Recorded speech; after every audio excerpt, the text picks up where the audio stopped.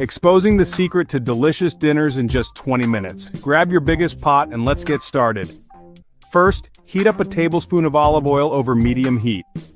Toss in a finely chopped onion and sauté until it's looking translucent, about 5 minutes. Now add 3 cloves of minced garlic and let that cook until your kitchen smells amazing, roughly 1 to 2 minutes. Next, pour in a can of diced tomatoes, 2 cups of broth, vegetable or chicken, your call, and a cup of luxurious heavy cream.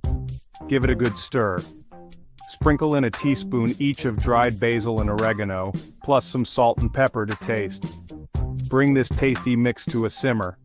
Time to add the star of the show, 12 ounces of your favorite pasta. Make sure it's all submerged in the liquid, then cook according to the package, usually 10 to 12 minutes. Stir occasionally so nothing sticks. Once your pasta's perfectly cooked and the sauce is thickened, stir in half a cup of grated Parmesan cheese until it's melted and creamy. Garnish with fresh basil, serve hot, and enjoy your quick and easy one-pot pasta dinner.